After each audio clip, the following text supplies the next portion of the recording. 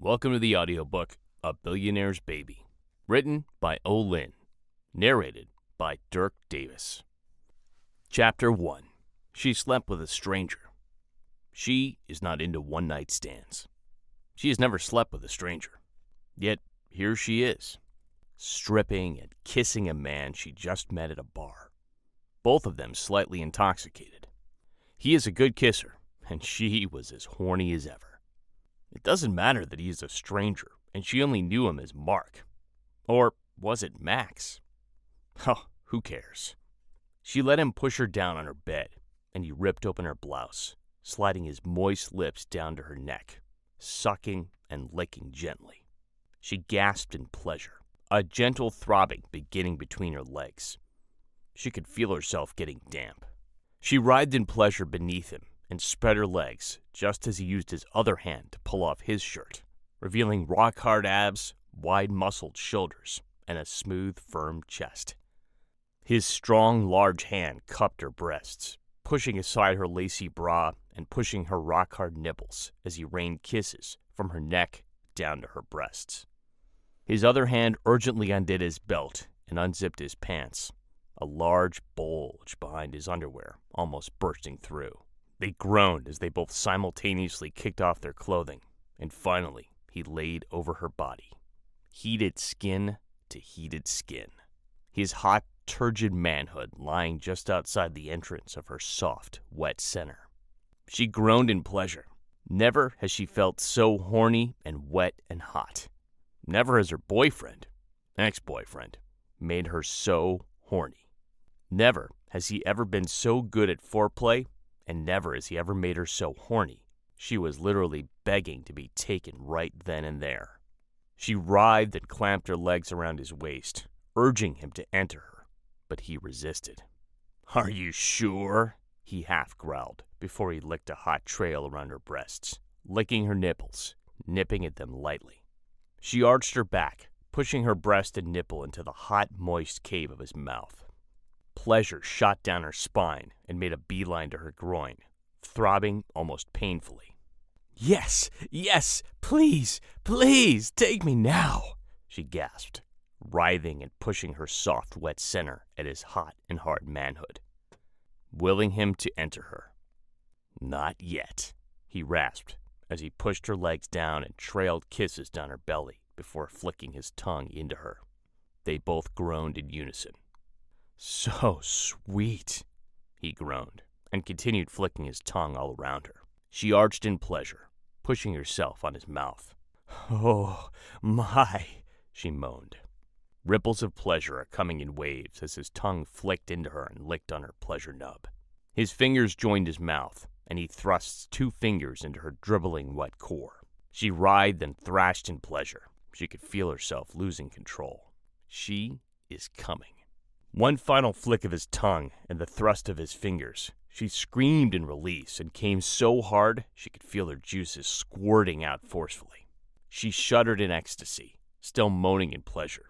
She could feel herself pulsing while in one smooth movement. He hoisted himself up and entered her in one powerful thrust. Still in the throes of ecstasy, she felt her breath catch, and the pressure began to mount again as he picked up his rhythm, his thick, hard rod, filling her to the brim again and again. She never knew the wanting and pleasure could build up all over again immediately after she orgasmed. She began to writhe in desire, undulating her body to meet his slow, rhythmic thrusts.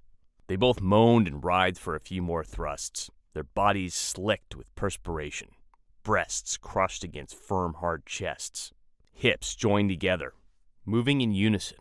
She did not know where she began and where he ended. They were one.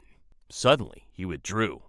No, please come back," she moaned, opening her legs wide and thrashing in pure lust and desire.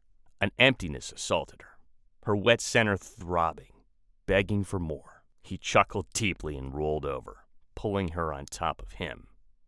Ride me hard," he commanded as he guided her on top of him, thrusting up into her powerfully. She gasped in delight and straddled him in pleasure. She marveled at the feel of his hot, turgid flesh inside her. reaching almost up to her womb, and she rocked her body on his. She rode him hard, both of them gasping, moaning, and groaning in unison. Breathing hard, she continued to ride him, gyrating her hips, circling his almost bursting hot rod, teasingly, before moving again in a fast-paced rhythm. His eyes closed, groaned, and gripped her hips tightly. Wait, I'm gonna come. You need to get up. Wait, he groaned, trying to get her off. But she was too far gone. She is coming, and she can't get up. She could feel herself cresting as waves of ecstasy crash over her. She bucked on him, pulsing over him, screaming her release. Just a second later, as she pulsed and bucked on him, he shouted gutturally in release, emptying into her, his hands gripping her tight against him as he thrusted deep into her again and again. Spent, she collapsed onto him and his arms circled her, holding her against his chest. That was the best sex. Ever. For her. Her ex was never as good as this stranger. He often left her hanging when he came after a few thrusts. She often had to finish the job with her trusty vibrator, while her ex snores next to her. Maybe sex with strangers has its advantages, she thought, as she drifted off to a deep, sated sleep, curled on his sweat-slicked chest, his spent, flaccid member laying between them. Mark held her close to him, his breathing slowing down as he, too, drifted off to sleep. A few hours later, Carissa woke up to the handsome stranger nuzzling her neck, his warm, large hands cupping her breasts, a thumb rubbing her nipples lazily. She gasped as desire bloomed. He nipped her neck playfully and left a trail of kisses down her torso to stop near her soft, sensitive center. His finger dipped into her, and ever so lightly, he flicked a tongue at her clit. She gasped, a frisson of pleasure unfurling deep inside her. She is now wide awake. And so is he. She can feel his hot, hard member pressing urgently against her legs as he licked and teased her into a frenzy, alternating his flexible tongue and his fingers expertly. She writhed and thrashed, arching herself closer to him, groaning and moaning. He is so good at this. She wished she could package him, his tongue, his fingers, his hard, large, throbbing member, and keep him with her by her bedside forever, for her to use to satisfy when she feels horny, or for the many lonely nights she was bound to have after dumping her ex. All thoughts of her ex were immediately discarded when he sucked on her clit and pushed 3 fingers into her dripping wet channel. He thrust into her with his fingers while licking and sucking on her clit in a smooth, erotic rhythm, and before long, she started to feel the pressure mounting again. She writhed even more, begging him not to stop, pushing her dripping wet sex at him, her hands buried in his glossy hair, pushing him closer. "Oh, fuck, I'm coming," she screamed, as she felt herself squirting powerfully, while he licked and sucked and thrust with his fingers. "Oh, I can't get enough of your sweet, sweet taste," he groaned, as he licked every ounce of her cum. His continued licking was getting her excited all over again.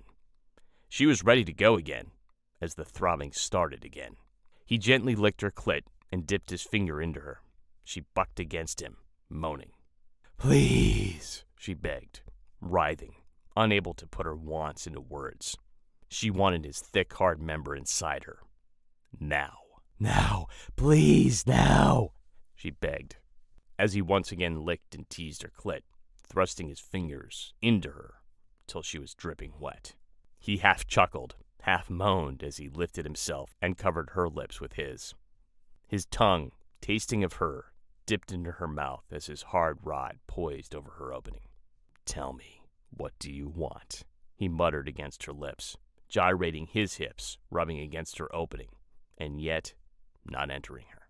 She wrapped her legs around his hips and tried to clamp him to her, to force him to enter her, but he pushed against her, his tip laying just at her entrance, teasing her. "Tell me," he whispered, as he rained kisses down her neck and sucked her nipples. "Take me! Fuck me! Now!" she finally rasped, grinding her hips on him, opening herself wide. She was so wet, she is certain the bedsheets were soaked to the mattress. Groaning at the deep tone of desire in her voice, he gave in and thrusted into her in one strong move. They both gasped, It was as if there was an electrical current coursing through them, linking them together. He started moving inside her, and she met his every thrust, both of them moaning in pleasure. He was so large and hard, it was as if he filled her to the brim. She could feel herself stretching around his large, throbbing rod as he thrust into her, their pre-cum mixing together, lubricating her channel for his strong, hard thrusts. Her breaths are now coming in short gasps. He, too, was breathing hard. Unlike the first time, he seemed to be losing control faster this time. Sweat licked their bodies as he held both her hands in his, pressed against the bed, linking their fingers together. He was thrusting roughly into her, and she lifted her hips to meet him eagerly, her breasts rubbing against his hard, muscled chest. I can't hold it much longer, he growled, thrusting harder and faster as she meets his every thrust. She felt herself falling over the brim and half gasped, half screamed, pulsing over his thick, hard rod that is now thrusting harder and faster. She bucked under him before he let out a loud groan and thrusted one last time into her, shooting his load deep into her. His full weight dropped on her for a moment before he moved to the side, removing his softening member from her. She felt oddly empty and cuddled close to him instead. "Damn, Clarissa, that was so good," he muttered against her neck as he nuzzled her, giving her soft kisses. "I'll say, it's the best sex, you're the best I've ever had," she finally said, licking her lips, still trying to catch her breath. "Also, call me Riss. Everyone calls me Riss," she added. She felt so languid with a nice warm glow. She had never had such mind-blowing sex before. He lifted his head and captured her lips in his, gently nibbling on her before his tongue darted inside. "Well, Riss, shall we go again?" he asked against her lips, and she felt him hardening against her. "What? Again? So soon?" she asked, surprised, and yet pleased. She can definitely go again. She felt the throbbing deep in her belly starting again. They can do this all night, and she has no objections at all. Not when he is so damn good, and his manhood so large and hard, every time. "You are too delicious to resist," he muttered, kissing her deeply, his member pressing hard between them. "Oh, yes, please, yes," she moaned in reply, as he covered her body with his, and this time, without waiting, thrusts deep into her. They did it again and again that night, until they both finally fall into a deep, sated sleep. Arms and legs, naked bodies, in a tangle of sweat and cum-covered sheets.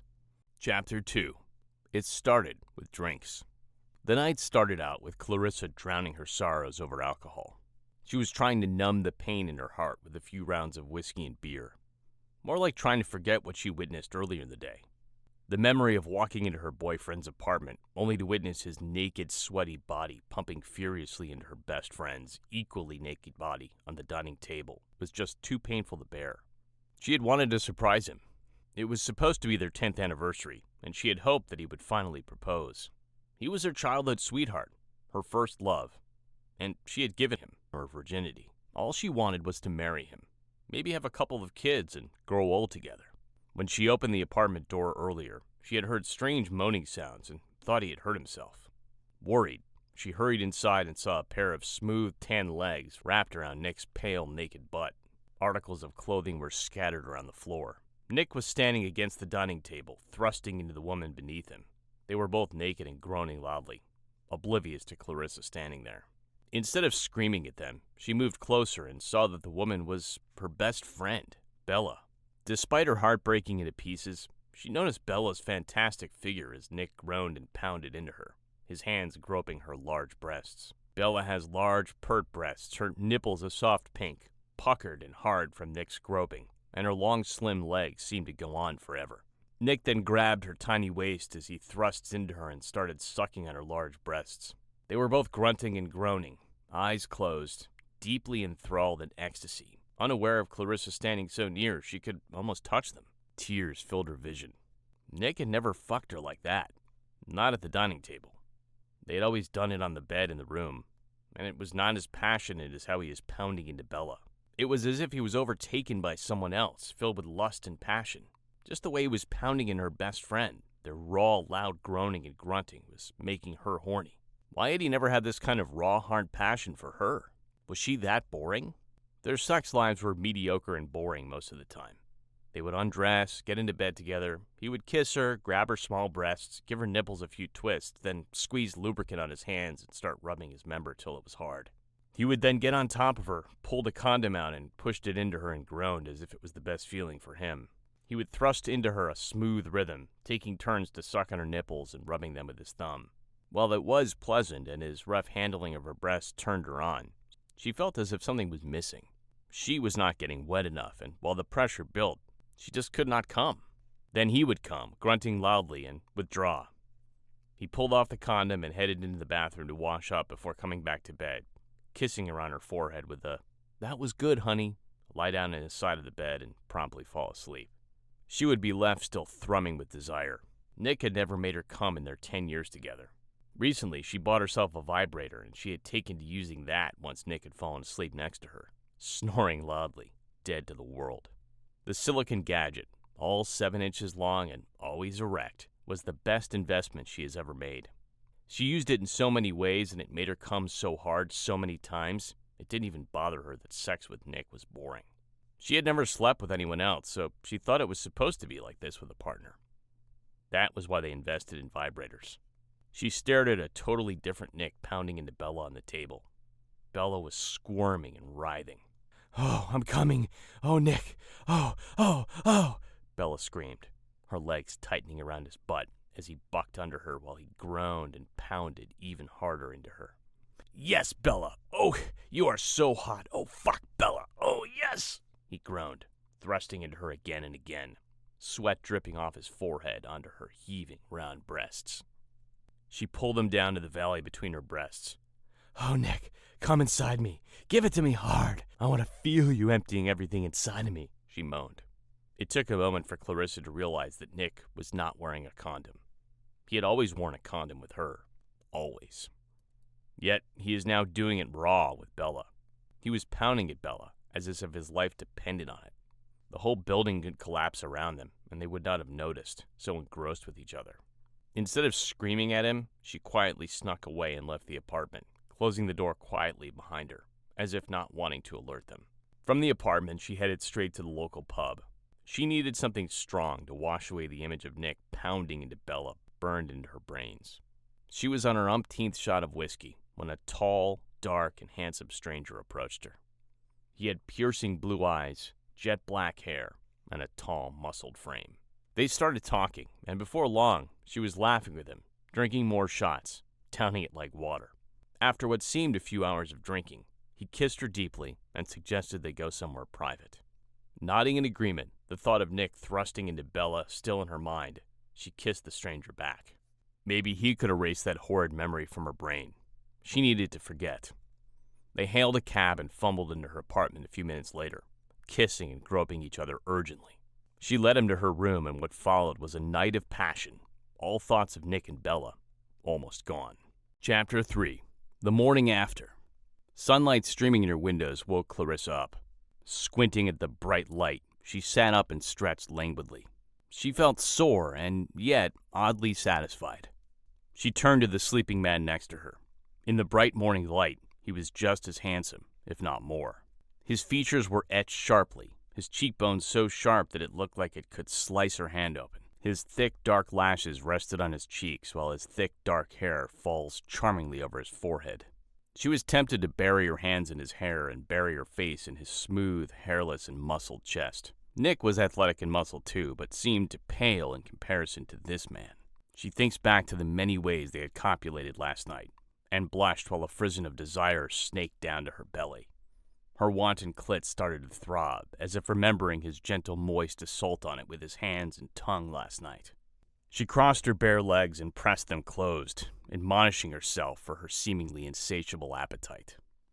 She was starting to get damp. "If you stare at me any longer, I might have to take you again," his deep voice broke her reverie. His eyes had opened, and it was cloudy with desire. She noticed his member, already painfully hard and erect. He grabbed her hands and put it on him. "See, what did you do?" he muttered and groaned in pleasure as her hands closed around his girth. "Oh, you are so hard," she gasped and felt desire stirred within her. She bent and gave him a tentative lick. He groaned and bucked, his shaft pulsing beneath her lips. She felt her privates clenching and unclenching, remembering his hard, thick shaft thrusting into her, stretching her moist, wet channel, filling into the brim. "My turn," she whispered, and closed her lips around his shaft, taking him deep inside, almost to her throat. He groaned and buried his hands in her hair, pushing her head down, thrusting deep into her throat. She licked and sucked, circling his length, moving up and down till he was so hard it was as if he was about to burst.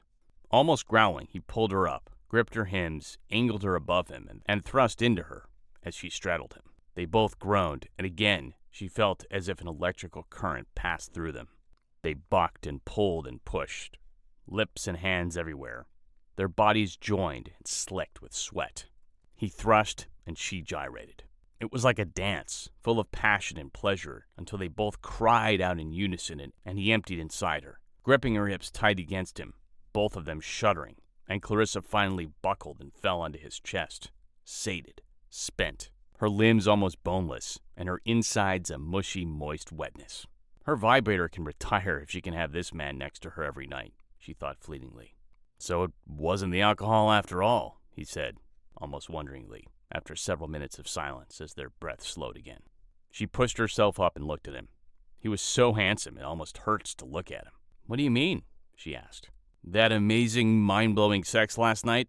I thought it was the alcohol, but we are both sober now," he explained, running his hands over his hair unconsciously. She shrugged and grinned lasciviously at him.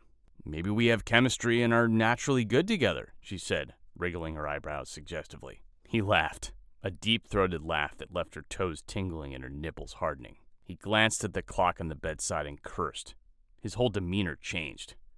"Damn it, it's late. I have a meeting to attend," he said, getting up and walking proudly in all his naked glory, his long, thick member nestled innocuously in a bed of black curls, as he headed straight to her bathroom.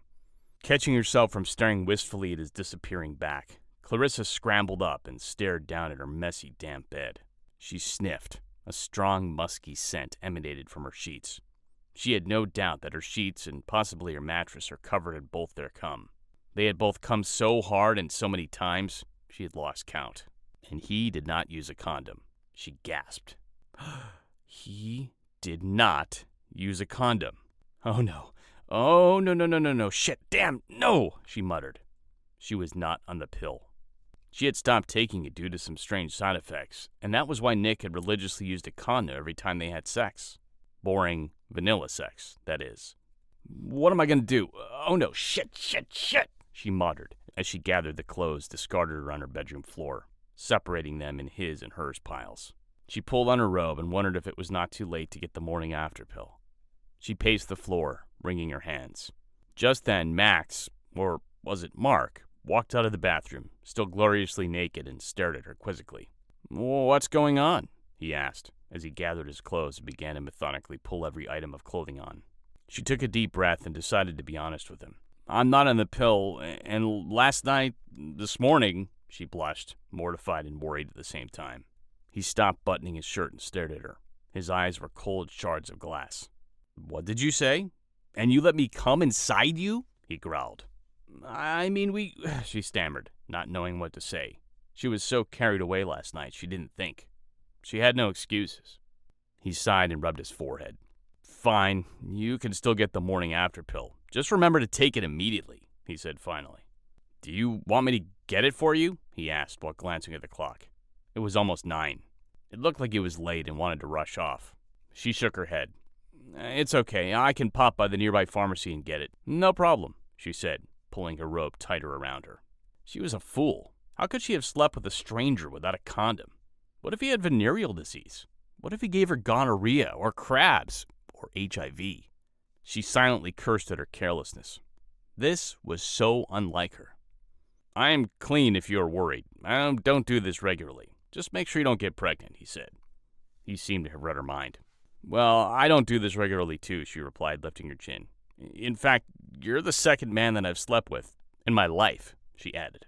He had finished dressing and was picking up his cell phone from the floor. He stopped and stared at her. "Really? You expect me to believe that after last night and this morning's performance?" He raised an eyebrow, his eyes running down her body, undressing her. "Well, it is the truth," she said, glaring at him. despite feeling a blush rising up her cheeks and her nipples hardening and poking themselves out prominently as his eyes traveled up her body slowly, as if seeing through her robe to her naked body underneath. He glanced at her protruding hard nipples and grinned. He walked to her and pulled her close to him. She could feel his hardening member pushing at her over the layers of clothes between them. "I would love to stay and play, but I have a meeting. Just make sure you get this pill," he said, and kissed her deeply. He grabbed her butt and pushed her hard against his crotch. "You make me so hard. I just can't get enough of you," he muttered against her lips and released her suddenly. "I better go. If I stay any longer, we might never leave this room until 2 days later," he said. He strode to her nightstand and tore off a piece of paper from a notepad there. He scribbled down something on it and handed it to her. "Call me," he said, and strode out the door without glancing back, raising his phone to his ear and speaking in short staccato tones to someone on the phone. That was the last she saw of him. Chapter 4. She is pregnant. It started with tender breasts, then the nausea, and the exhaustion. She initially thought she caught a bug, or maybe it was something she ate. She never used to have any food allergies, but the smell of greasy food made her nauseous, and once she had to run to the bathroom and puke the moment she stepped into a fried chicken fast food joint. The smell of greasy fried chicken made her stomach roil in protest. It went on for over a week.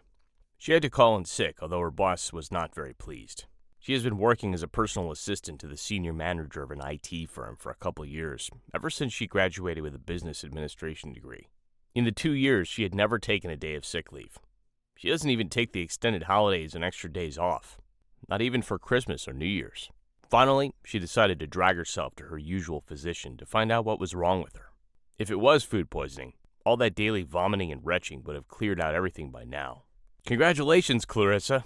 Looks like you're expecting," her doctor told her after conducting blood and urine tests. She stared at the doctor in shock. That was not possible. She has not slept with any man, not since that one-night stand, and she remembered taking the morning after pill the next day, unless immaculate conception is a thing. Or the morning after pill didn't work. "But that's impossible," she finally said. The doctor, who's known her for so many years and is almost a friend, took her hands in hers gently. "Is it Nick's? You'll have to tell him," Dr. Jane Cho said. Clarissa shook her head. "But I took the morning after pill. How? She said. She could not believe it.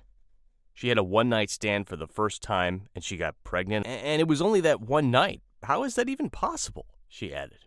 "Well, most women are fertile 4 to 7 days a month, and if you have sex during those fertile days, the chances of becoming pregnant is very high," Jane said.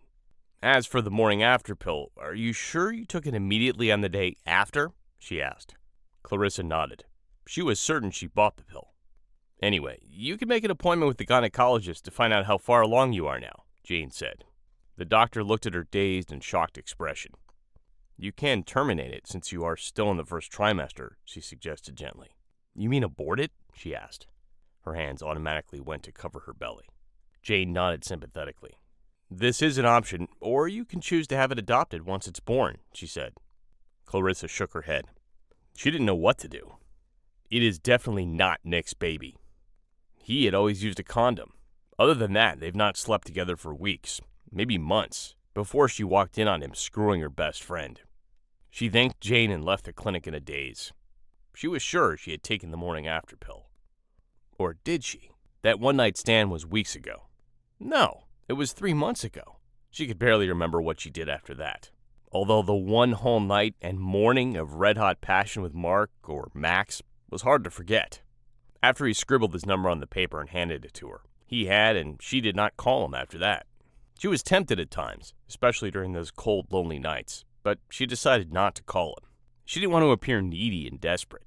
So after he left her apartment, she took a shower and changed. Then she stopped by the pharmacy before heading to the park for a nice walk. She clearly remembered buying the morning after pill and keeping it in her pocket to make sure she didn't forget it. It was the weekend after all, and she always goes for a walk in the park during the weekends. Then, of all people, she almost bumped into Bella. The moment she saw her tanned and gorgeous former best friend, she turned around and ran the other direction. Unfortunately, Bella saw her and chased her down. Hey, Riz, stop!" Bella had called after her, as if she didn't do anything wrong. As if they're actually best friends. as if she wasn't screwing her boyfriend's brains out on the dining table at his apartment just the day before. "Riz!" Bella didn't give up and annoyingly caught up to her and grabbed her shoulders. "Didn't you hear me shouting your name, Riz?" she gasped while panting. Clarissa didn't know how she was supposed to face Bella. Should she start accusing her of stealing her boyfriend? No, ex-boyfriend. Instead, she settled with an icy silence. "What is it, Bella?" she asked coolly. Bella was dressed in tight-fitting workout clothes, with her luxurious hair tied in a ponytail and her brown skin glistening in perspiration. Heck, she even looked good after working out. She hated her tiny cinched waist. She hated her large breasts. She hated her gorgeous brown skin tone. She hated her for stealing Nick when she literally could have any man she wanted with her gorgeous Latina features and drop-dead sexy figure. "What's the matter, Clarissa? Are you mad at me about something?" the other woman asked, her perfectly smooth face puzzled. "Oh, not really," she said. "I just thought we should stop being friends," she added. "But why, Riz? What's going on? Why are you like this?" Bella demanded. She sighed. She might as well get it over and done with. "I know about you and Nick. You can have him. I may have been with him for 10 years, but obviously it meant nothing to him, and I can't believe that you of all people would sleep with my boyfriend. No, ex-boyfriend," she said calmly, in measured tones. Bella was shocked. "It's a misunderstanding. There was nothing between Nick and I promise," she protested, putting on an innocent act. Clarissa laughed bitterly. It was so like Bella to put on her innocent face and pretend that she is this good, pure, innocent woman who is wrongly accused. "Are you vying for an Oscar? You think I will buy your innocent act?" she asked. "But it's true, Riz. I would never sleep with Nick. Who told you that? Whoever it is lying." Bella continued to lie. "Look, if you don't believe me, here, call Nick. He will tell you that there's nothing between us," she insisted, pulling out her cell phone. Clarissa couldn't believe that Bella had continued to act all innocent. "Fine, I feel it is better that we get it all out in the open anyway. Why don't we go pay a visit to Nick at his place?" she finally said. Bella was taken aback. She looked like she did not expect Clarissa to actually want to talk to Nick in person. Okay, now?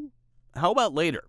I need to get back to shower and change. I'm all sweaty," she said, as if trying to stall. "Oh, it's fine. I'm sure he loves you all sweaty. Makes him more horny and all, you know." Clarissa shrugged and pretended not to notice the expression on Bella's face. "But Riz," she spluttered, but Clarissa ignored her. "Look, just get in the taxi and we go there together. Now," she said, and hailed a taxi. Bella had no choice but to follow. Once they were at Nick's place, she had opened the door smiling pleasantly, as if it was just another social visit from his girlfriend and mistress. "Hi, girls. Must be my lucky day to have two beautiful women here with me," he said, as he planted a peck on Clarissa's cheek in greeting and nodded at Bella, although Clarissa didn't miss the intensity of the look that passed between them. "So what brought both of you here?" he asked after they've all sat down in the living room. Clarissa had chosen a seat with her back to the dining table.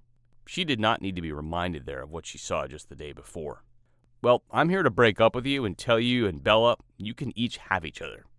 You deserve each other, and I think a clean break is what we need to do. So from today onwards, we are no longer friends, we are not even acquaintances, and if we do see each other in public, it is best we ignore each other," she said evenly, looking at Nick and trying very hard not to cry.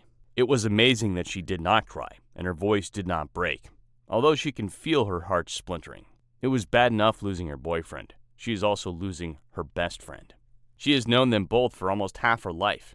They were high school friends. "What? Me and Bella? Riz, what are you talking about?" Nick asked. So he too has decided to put on an act. She sighed. She didn't want to join them in a charade of fake innocence. She stood up and walked to the dining table and leaned on the very spot where the cheating couple were screwing yesterday. "I saw both of you screwing each other's brains out yesterday, right here, moaning and groaning and fucking so passionately," she said, keeping her tone even and almost emotionless, refusing to look at the reaction. "So can we stop all this innocent act charade and tell the truth here? I saw both of you fucking. You were cheating on me. I honestly deserve a better boyfriend and a better best friend who will not cheat on me," she said. "Nick, I gave you 10 years of my life, and never once have you ever fucked me the way you fucked Bella. So maybe we don't belong with each other." She looked at the cheating couple finally. At last, he had the decency to look slightly guilty. So did Bella. Finally, they have dropped their fake innocent acts. "Riz, look, it was a one-off thing. It meant nothing. I love you, Riz. I don't love Bella. It was a mistake, Nick finally said. This did not go well with Bella. What do you mean it meant nothing? A mistake? You don't love me? You said you loved me every single time you wanted to fuck. You said you loved my large breasts and how passionate I was in bed compared to her, she sputtered. You said you will break up with her when the time is right, and now is the right time. Bella was livid. Now, Nick looked like he was caught in a dilemma. Look, I will make it easy for you both. I don't want a cheating boyfriend, and even though you wasted 10 years of my life, I can definitely move on. I'm sure there are better men out there for me, Clarissa said. As for you, Bella, I can't believe that you would do this to me, so we are over. I don't have a friend like you, she added. Then, before waiting for any of them to respond, she walked out with her head held high. It was only when she reached home that she let the tears fall. She had spent the rest of the weekend crying, sobbing, and feeling sorry for herself. Both Nick and Bella had called her repeatedly and left urgent messages, but she blocked both of them after the millionth message. She did not leave her apartment. She didn't even get food and binged on ice cream and whatever junk food she found in her cupboards. Back at the present, Clarissa slapped her forehead in disgust. After the altercation with Bella and Nick, she had promptly forgotten about the morning after pill. She did not take it. Fuck me. This is all my fault. Shit, she said. She went to her bedstand where a creased and folded piece of paper was kept. Time to call the baby daddy then, she sighed. Chapter 5. The Baby Daddy. She was a bunch of nerves when she dialed his number. She can't even remember his name. Should she call him Max or Mark? Which was it? She scoured her memories, and for the life of her, she could not remember if it was Max or Mark. She remembered the hard planes of his body and his piercing blue eyes, though, his breathtaking good looks, his sharp cheekbones, and of course, the many ways he brought her over the edge with his hands, his lips, and his long, hard rod. The memory of her riding his thick, hard rod, alternating with him pushing into her repeatedly, brought a tingly feeling to her clit. She blushed at the thought and felt hot and horny all over.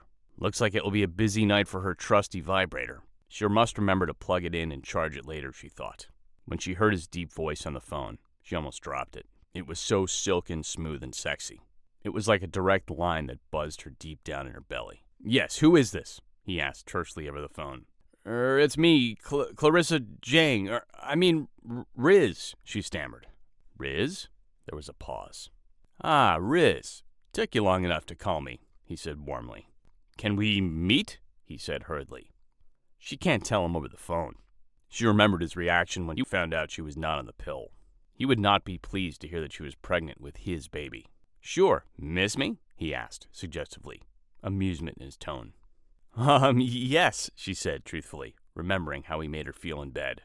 She wouldn't mind having him over right now. He chuckled, a deep silky sound that seemed to slide down her torso straight to her crotch. She swallowed and felt her panties dampening. Traitor. You remember where I stay? She asked. It's best they made here where it's private so that they do not have to worry about strangers overhearing their conversation. Although technically, he is a stranger to her. She doesn't even know his full name. Heck, she doesn't even know his first name. Miss me that much, huh? He asked, a teasing, suggestive tone in his voice. She forced a light laugh. Can you come over tonight? She hoped he could come. She needed to tell him and decide what to do with the baby. It has been about 3 months since the one-night stand, so she would be about 3 months along, too. If she had to abort, she had to do it soon. Sure, Riz, I'll see you tonight, he replied, his voice suggesting a ton of other things he had planned to do to her. By 8 o'clock, Clarissa had changed a dozen outfits and paced her whole tiny apartment, making sure it was neat, clean, and presentable. She even changed new sheets and admonished herself for her lusty, horny thoughts. She doubted that he would be in the mood after finding out that she's pregnant with his baby. She's so nervous that she felt like fainting. She couldn't eat. Her stomach was so full of butterflies, she felt nauseous. And it was not due to the morning sickness, too. She gulped down some water and almost gagged. Pregnancy has left a bland taste to her tongue that is worsened by the taste of plain water. By the time 10 o'clock rolls around, she was wondering if Max or Mark would even come. Will he come? Or had he forgotten? Maybe he was delayed somewhere. He did not say what time he would be coming, but she had expected it would be around 8 or 9. It is now after 10 and still no sign of him. She checked her phone for the millionth time. There were no messages from him. There were no calls either. She deliberated on calling him to check and stopped herself. She would sound desperate. She didn't want to sound desperate, although she is desperate. Her situation is desperate. At 5 minutes to 11, the doorbell rang, startling her from her sleep. Despite her nervousness, she had dozed off on the sofa. Wiping saliva that had dripped down her chin with her sleeves, she patted her hair to make sure it was not a mess, walked to the door, and opened it with a smile. She inhaled sharply at the sight of him. He was every bit as gorgeous as her memory of him. 3 months melted away. It was as if they were still on that first day they met, the attraction buzzing strongly between them, never abating. "Are you letting me in, or will you be standing here for the rest of the night?" He raised an eyebrow at her. She realized she was gaping at him. She closed her mouth and let him in. She locked the door and sliding on the security chain out of habit. "Making sure I don't escape, eh?" he asked, noticing the security chain lock. She blushed. "Max, or Mark, I can't even remember your name, right?" she said, exasperated, and went to sit down on the sofa. He chuckled, amused. He sat down close to her and easily pulled her onto his lap. Before she could protest, he covered her lips with his. "My name is Max. I have missed you. Missed your sweet, sweet lips," he muttered over her lips before his tongue traced her lips sensuously and plunged into her mouth. One of his hands held her close to him, while another cupped her breast over the thin material of her plain cotton dress. She shivered, desire and lust pooling deep within her. She must not let him seduce her. Not yet. She struggled loose and hurriedly got up. "Wait, Max, I have something to say," she said. Not trusting herself, she quickly put some space between them. He was looking at her with desire-laden eyes, as if he was about to pounce on her at any second. Heck, she wanted to pounce on him any second. "So?" he asked as he removed his tie and jacket, carelessly leaving them on the sofa. He unbuttoned the top few buttons of his pristine white shirt, revealing part of his muscular chest. She swallowed. Her eyes met his amused, blazing blue eyes. She looked away. "Well, you know that night?" She started and stopped. She took a deep breath. She should just get it over with. "I'm pregnant, and it's yours," she said in a gush, squinting her eyes shut, not daring to look at him and his furious reaction that was sure to follow. There was an ominous silence. She dared not open her eyes. Will he storm out of here without a single word? She heard some rustling and suddenly felt his hand grip her chin. "Look at me," he said, dangerously quietly. She opened her eyes tentatively and let out a tiny gasp. He was standing a few mere inches from her, his face so close they could almost kiss. What was frightening was his blazing blue eyes, now cold as shards of ice. "You didn't take the morning after pill? Why didn't you take it? Are you sure it's mine?" he asked, glaring at her. She swallowed again. Her mouth felt dry. She licked her lip with the tip of her tongue, and he glanced at the pink tip of her tongue, his eyes darkening. Growling, he pulled her close to him and kissed her deeply. His tongue plunged deeply into her as he pulled her close, pushing her against his hardening crotch. "Why are you doing this to me?" he muttered, dragging his lips down her neck, his hands pushing her ever so closer as he grind into her. She moaned, unable to talk. Her whole body was thrumming with desire. She couldn't think. She wanted him. She was so horny. She can't even remember what they were supposed to be discussing. "Answer me, why?" he growled as he blazed a trail down her neck to her chest and sucked her nipple through her lacy bra and dress. His other hand cupped her butt and pushed her closer to him. She moaned and arched into him. She didn't know what he wanted her to say. She still can't think. He pushed the scoop neck of her dress aside, pushed aside the bra, and found her nipple with his mouth. He took it into his hot, wet mouth and sucked. She moaned louder. Her whole body was thrumming and tight as a violin string, all coiled and tensed. He pushed the whole top of her dress and the bra down to her waist, revealing both of her breasts to the cool night air. He continued licking and sucking on one nipple, while one hand cupped her other breast, his thumb gently rubbing the pebbly nipple. She felt her knees buckle, and in one smooth movement, he swept her in his arms and carried her to her room.